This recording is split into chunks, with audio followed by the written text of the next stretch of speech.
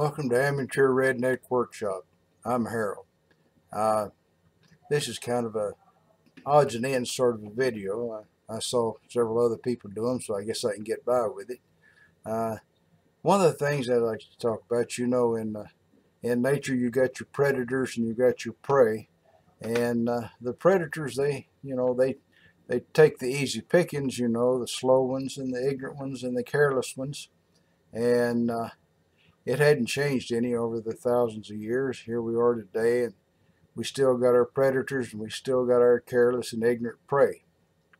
And I'm afraid I fall into the careless and ignorant prey category this week, or actually this month, because I got I got to buy some diet pills that were supposed to be a sample, and they were like $3 and $4 and $5 a bottle, so I ordered 3 of them.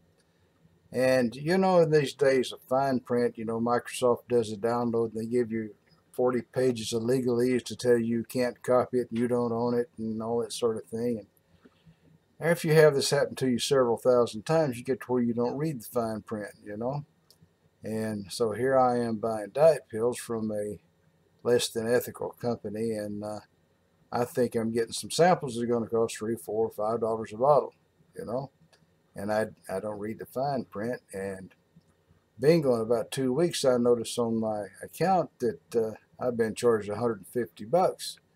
But it seems if you go to Section 2, Paragraph 3, it says if you don't return that stuff in 20 days, then they're going to charge you $50 a bottle for it, and they're going to do it every month. And I'm sure that's legal, but it sure as heck isn't ethical, because it was kind of hidden away there.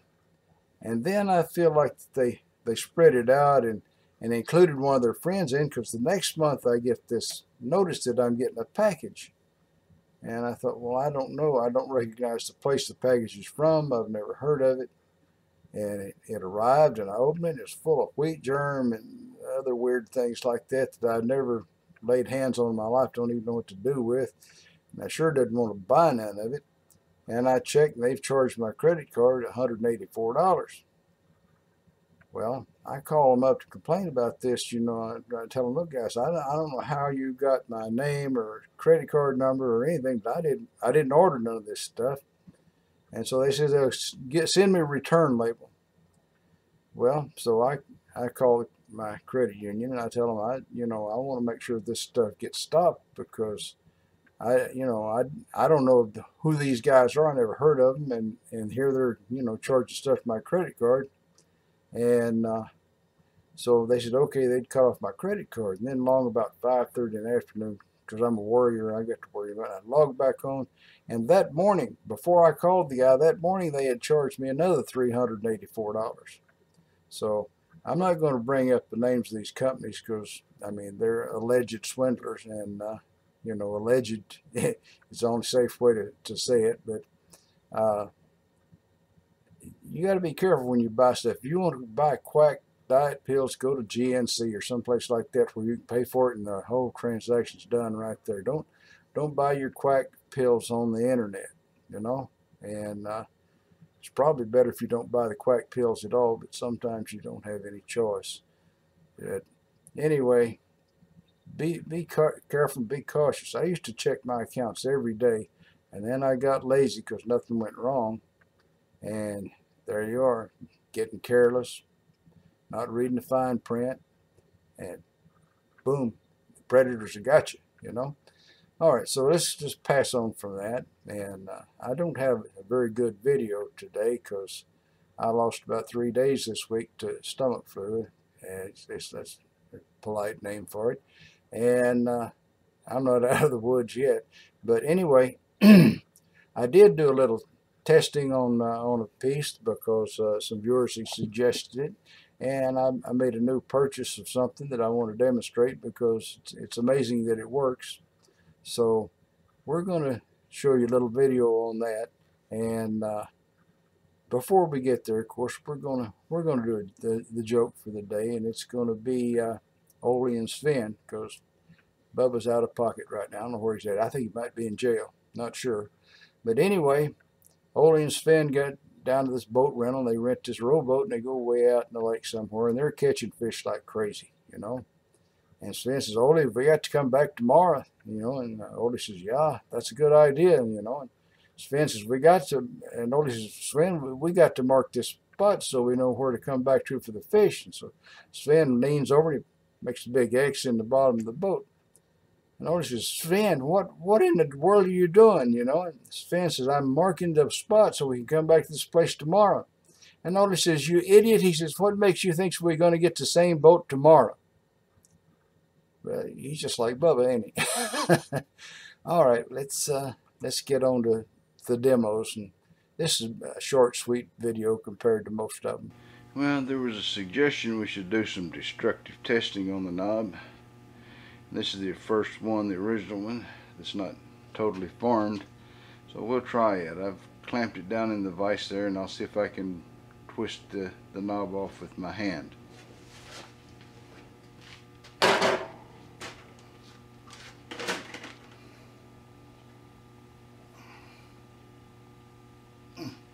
There's no way I can get a good enough grip to move that.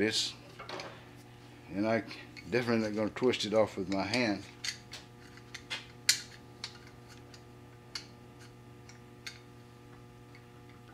So open this up enough to give it a shot.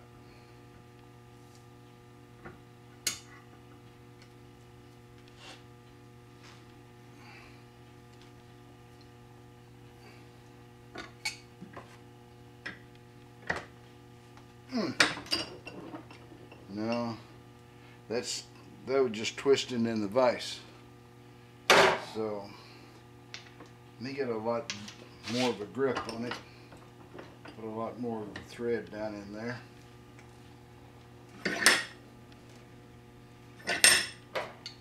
Let's see if this will do it.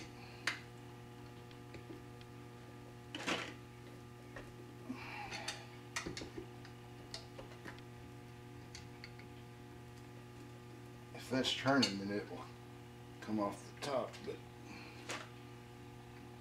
I think it's turning now. Yeah. So it should come off now.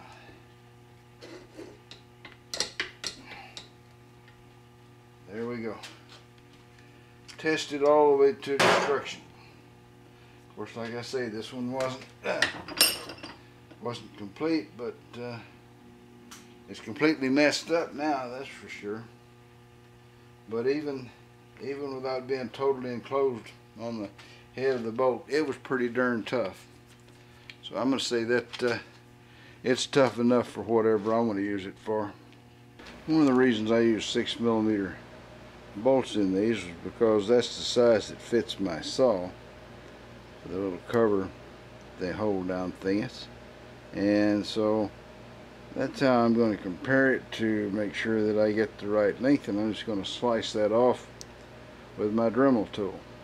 The little Dremel tool is handy for practically anything you've got like this, but I'm going to move you to another spot for the workout. I decided to bring the electricity here. Actually, just cut the little booger off.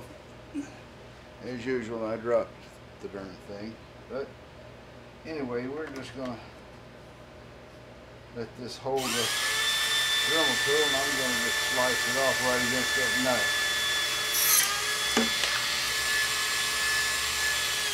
Well, that plan wasn't as good as it looked like. It just unscrewed the nut. So, let's see here.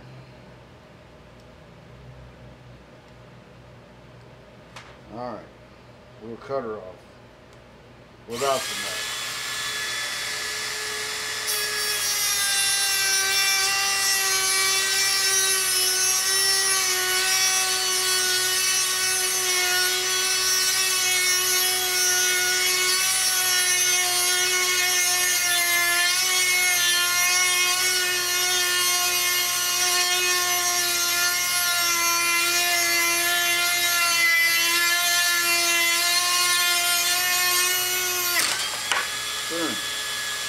Well, there you go. There's a lot of blades like that. I'll get another little disc. I went ahead and finished the cut off camera. I'm going to install it now. I've had a Phillips head screw in here for a long time. That's how it came. But I have to go find a Phillips screwdriver anytime I want to remove it, and I have lots of incidents where I want to go and remove it, so there you are. There's all that work for one little knob.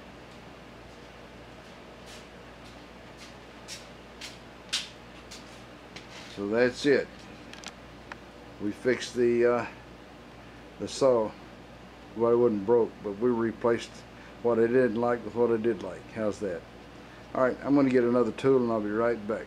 Okay, I got this little guy right here off eBay, and I'm not going to tell you the cost yet, but it came with a case and a battery. Of course, the Chinese batteries are always pretty much dead.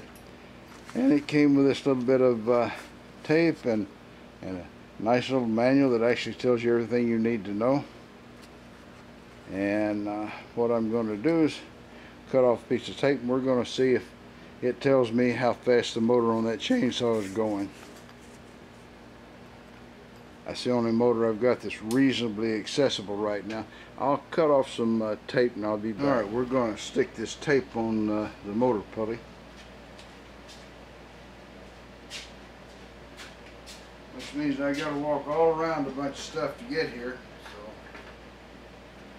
So, and then I have to finagle this thing. There. Now that dropped. Okay. That's the dumbest way I've ever seen to build anything, but I didn't have to take it apart. That was another dumb move. I don't move this very often.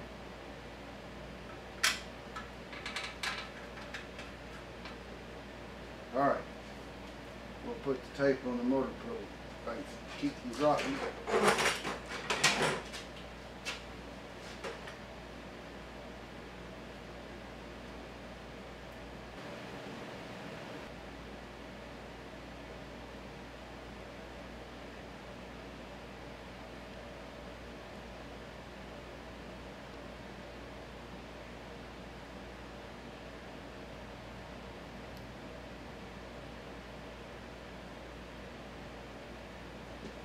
Alright, now the motor is rated at 1700 RPM.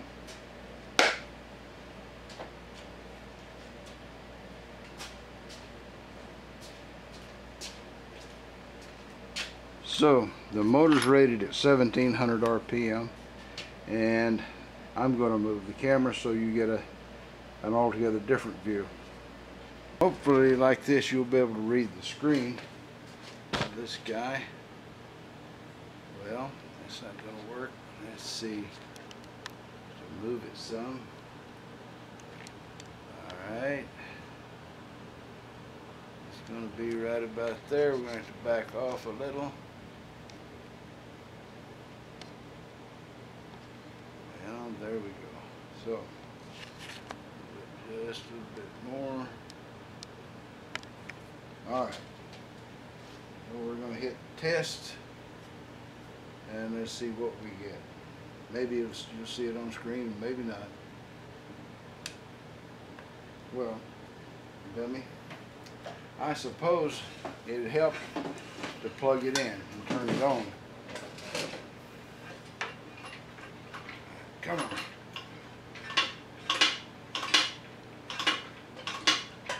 I'll be back. I've got to go and disconnect this cable, this electrical wire. Okay, now I've got electricity, I've got the motor running, and we'll see if they turn that little screen around. Maybe I can tell if you guys can see anything. Or you probably won't.